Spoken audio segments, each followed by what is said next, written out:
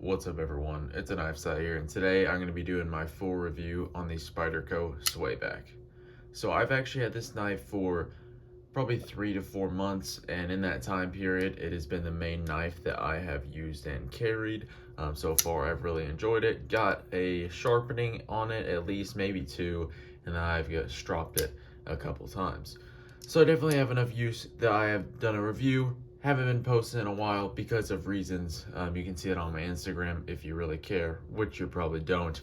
But yeah, let's get into it. So the Swayback, it is actually $313. Looking at it right now on Knife Ship Free. I think I got this or ordered it for, like, there was some Spyderco sale going on. Maybe it was Black Friday, but this thing was in the low 200s when I bought it. So it is kind of weird reviewing it when it's at $300 because I've always thought of this as a $200 to $250 knife. So yeah, I guess when I get to the value, I won't speak on the value for how much. If I think it's worth $300, I'll just talk about if I think it's worth how much I paid for it. But anyway, this knife has an XHP stone-washed Wharncliffe blade with looks like an acid-etched stone-washed titanium handle. This is a titanium frame lock, two-way reversible tip-up pocket clip, made in the Taichung, Taiwan factory. Yep, Taichung, Taiwan. This is the line, I believe it's, I don't know if Marcin Sleesh, or however it's pronounced, I don't know if he designed this one, because I mean it's a Swayback. Is that his logo? I don't know. That might be his logo on there. Whatever. If you know, leave it in the comments. But all these ones that look like this, like the Sleesh Buoy, the Techno 2, all of those are designed by Marcin Sleesh, titanium frame locks, made in Taichung, Taiwan. And so yeah, these are usually known as some of Spyderco's most high quality knives. If they have something that can compete with the Sebenza, it's usually compared to something like the Sleesh Buoy, and this is also in that size range.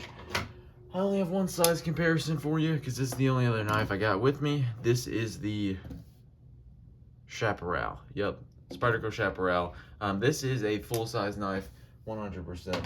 It's a little over a 3.5-inch blade. I never felt like I needed more blade or more handle on this thing, and but it's never felt like it was too big in my pocket. So the Swayback design is a very common, very popular traditional design. I have a GEC Viper that is the Swayback design. I really like that, and don't carry it as much just because traditionals aren't really my thing. But the Swayback, I think it was made for like farmers, that they would put in a reverse grip and then cut crops or something like that. I've never used it like this. I assume if you're popping zip ties, that would be a very good grip. Usually I'd probably just, I don't know. I just have carried it and used it like a regular design knife, and it has done a great job. So let's look closer into this blade. So one thing that Spyderco did really good with this Wharncliffe is it is extremely flat. Like, it is, sometimes Wharncliffes will have a very slight recurve or almost a very slight curve up like a drop point would, and that makes it very difficult to sharpen because usually with a recurve you just put it on the stone and go back and forth, and you don't have to move your wrist up and down or anything.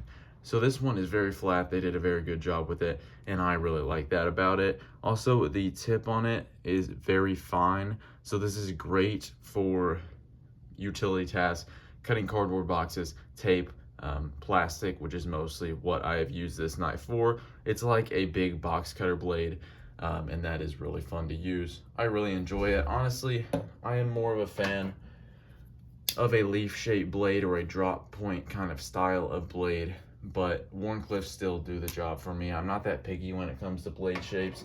Usually I just get annoyed with blade shapes when it comes to sharpening. For example, I don't like sharpening Tonto blades or recurves. They're just more difficult, have to put a lot more thought and time into it. Some people are good at it, but I mainly just own drop points, so that is, or those kind of knives, so that's just what I am used to. Thickness behind the edge, Don't have my calipers with me, but it is around, I'm pretty sure, I remember measuring it a little bit under 20 thousandths behind the edge. It definitely feels like 20 thousandths or a little bit under. It's got a deep hollow grind on it, which is really nice for use, and the stock thickness isn't overly thick. Chaparral has a very thin stock, so I'll compare it real quick and then feel for the thickness behind the edge. Chaparral feels a little bit thinner, and I know this one is closer to that 15 thousandths mark behind the edge. So overall, the blade, really good. Really like the hollow grind blade shape. If you like Warncliffs, you'll love this one. And my only issue, I guess, is the sharpening choil. It's a little bit iffy. It just kind of ends with a 90-degree plunge, but it wasn't sharpened all the way back from the factory, so I kind of missed some of that factory edge on there. But that should be fine. I can always cut in my own choil, but it just is one of my pet peeves with Spyderco. Usually they do better than most. Sometimes if I see a knife like a Medford that just has a bad sharpening choil, I won't even buy it just because it really makes me mad and annoyed when sharpening. But Spyderco usually does a decent job. They mainly just struggle with sharpening it all the way to the back when they do something like a 90-degree plunge. I don't think this would be considered a 90-degree plunge, but you know, PM2 Para 3 Chaparral, those have it. And once you get it fixed, it is really nice and really easy to sharpen. Next, let's talk about the ergonomics of this. So the Swayback, it's a weird handle. I've actually handed this knife off to some people that I work with, and they got like, it does kind of look like a knife flipped upside down. Like they thought they were gonna cut themselves with this part of the knife, and they were like touching this part. Luckily they weren't moving their finger across the blade, but it does look kind of weird. It's like a flipped upside down knife when you look at the handle, but when you just grip it like this, like if you close your eyes, it's really comfortable. It's pretty much flat, a little bit of curve towards the end here in your hand, but you have a lot of freedom to grip it like this, whatever you want to do. It feels really comfortable and I really like it. Also, I do this pinch grip a lot when I cut, and it does a very good job with that. Also, the handles are smooth. Never felt like it's gonna fall out of my hands. Yeah, overall, really good ergo. Some people complain about this clip for ergonomics, or I could see people complaining about it, but I don't feel it. That's one thing about Spyderco's. They have this big spoon clip on it. At least a lot of them do. And it doesn't look the most aesthetically pleasing, or it's not the most aesthetically pleasing thing, especially for a $300 knife. You know, a lot of people are getting their Riots with the titanium milled clips and all this stuff, and so they're like, what is this? But I will give it to Spyderco. I rarely have an issue with a hot spot from this pocket clip. Even like the military, when it's tipped down and your whole hand is wrapped around the clip, I don't get a hot spot from it. So I really like that about it. I guess we can go ahead and move on to the carry, since I already kind of touched on the ergonomics. Carry's good. I'm very not picky when it comes to the carry of my knives, if you guys have watched my channel, but deep enough clip carry, I don't care about deep carry. The reasonings for it, I never really understand the people that need a deep carry clip everywhere they go. If they're trying to conceal it, I've never had someone notice a knife in my pocket, to be honest, unless they know I like knives, and maybe they have, but they just haven't cared, because it's not, I guess, where I live, you know, in Kentucky and the United States of America. It's not that weird to carry a pocket knife. But you know, some people are tactical operators that need to have super stealth mode on their fidgety $300 titanium frame lock exotic knife. But that's not me. And it's lightweight. Is the titanium milled? It's definitely not going to show up because the lighting in this room is horrible. Titanium is not milled. Balance point, I don't want to do that too high. Balance point's like there, which is good. I don't think anybody has ever not bought a knife because of the balance point, because I mean, we're not swinging katanas out here. We don't really care too much about that. But yeah, overall, carry is good. Good for lefties. You could use this as a lefty. Spidey, flick it out, close it like that. You can't thumb roll it out, but you know, the whole lefty debate. I know I'm not left-handed, so it might be blasphemous for me to speak on it, but I think I could carry a knife left-handed easily. I don't think I'd have any issues. I could carry this in my left pocket. I don't really care. But yeah, let's talk about the fit and finish and the ergonomics. So I was really impressed with this. The centering, wow, this is not showing up. Centering is good, maybe slightly favoring the pocket clip, but that's pretty much dead on. Pretty tight fitment. The blade and the handles, they do a great job with it. It is a internal stop pin, so as you can see, there is no external stop pin here. I really like that. I think it looks cool. Maybe you'd have some issues. Maybe you might need to take it apart one more time in its lifetime than you would a regular stop pin. Runs on washers, I believe. Feels really good. I really overall like the internals of this, and they did a great job with it. The lock bar, the lock interface, it's a very gradual increase, which is usually good. Usually those ones that are really steep, the tang, if it's a really steep angle, they have lock stick or lock slip, so that's good. It does have a lock bar insert, and I can push it over. So, you know, you don't want to see that. That's usually something, I mean, my Sabenza, that's one of the only knives I have that doesn't have that issue. And, I mean, I had a Hinder Fire-Tech that was way, like, 3 times as worse as this. So, sold that one. But yeah, overall, the lock is pretty good. I don't think I'll have any issues with it. Spyderco usually does a great job with their locks, other than the compression lock. A lot of people, as soon as Spyderco comes out with a knife that's not a compression lock, they want a compression lock version, like their new military compression lock. That doesn't interest me. The old liner lock is one of the best liner locks I've ever felt, and they just do a really good job with it. So I talked about the blade, talked about the handle and the ergonomics, talked about the carry, fit and finish. I didn't really touch on XHP. I kind of skipped that over with the blade. So let's talk about that now. XHP is one of my favorite steels. It's great. Sharpens up very nice, performs well. I've never had any problem with it. If someone is complaining that it's XHP instead of a better steel, they probably don't use their knives and mainly just fidget with it, or buy it for 2 weeks, then sell it, then show them cutting open one Amazon box, and then they're like selling it 2 weeks later. Just not for me. Like new in box, it's $20 less than retail. But you know, XHP, really good steel, sharpens up great, feels just like any good S30V, S45VN, any of those kinds of steels. Even, honestly, I take this over 20CV. Because 20CV, there's always a risk with a heat treat. I take this over Magna Cut, to be honest, especially from Spyderco. Yeah, give me XHP. Give me a steel that is going to be good. You know, if I want a sprint run in the future that's Magna Cut or whatever, sure, I'll buy that. But XHP, solid, go-to, great steel. So for the value, at the price I got it, you know, I forget. I think it was like $212 or $2. I know for sure it was under $250.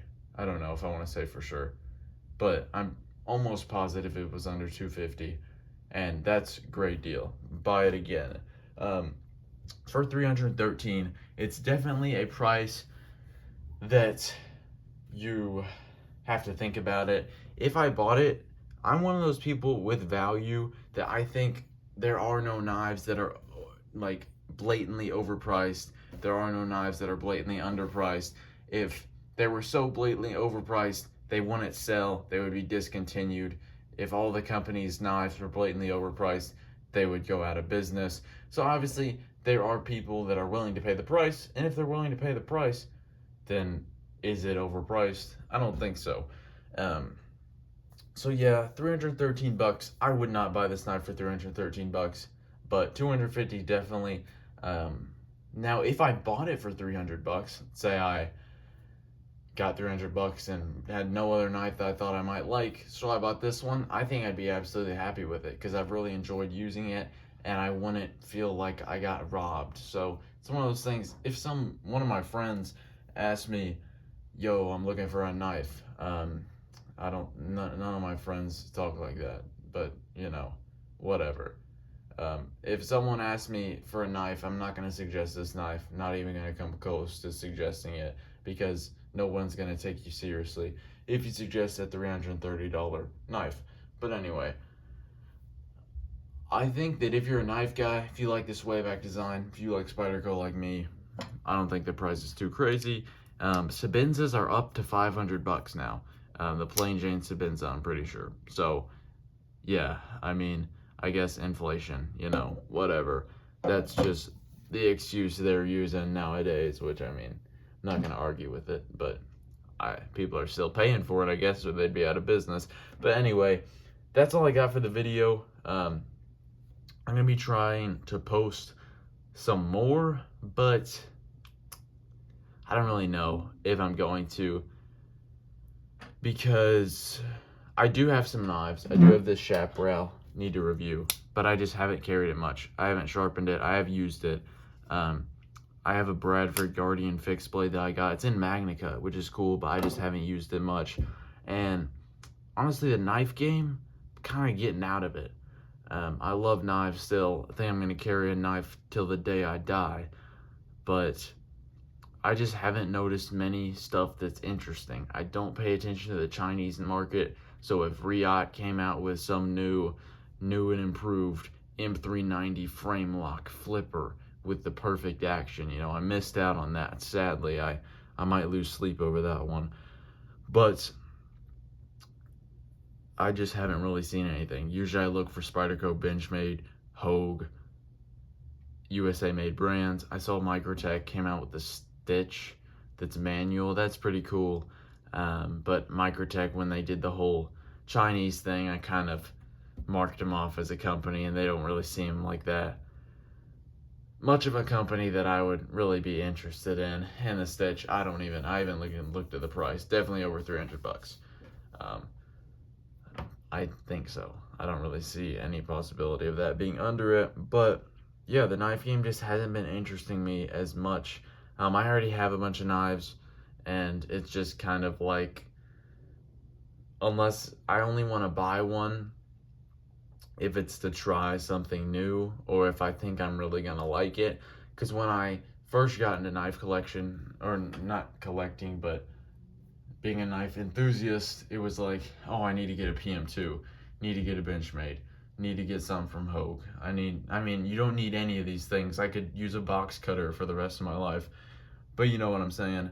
Now it's just kind of like, I'm content with the knives I have. I could sell them all except for a Sabinza and be happy till I die. But yeah, I don't know.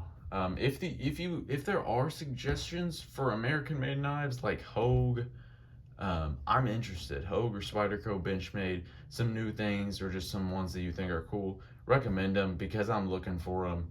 And yeah, that's about all I got today. Thank you guys for watching. Don't forget to like and subscribe.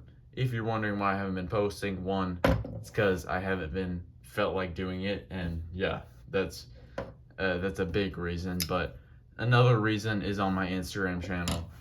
If you want to check that out, I have a little video, or it's probably like 5 or 10 minutes on there. It's a knife style on Instagram. I think it's _a_knife style, all lowercase or something. That's all I got today. Thanks for watching. I'll see you guys later.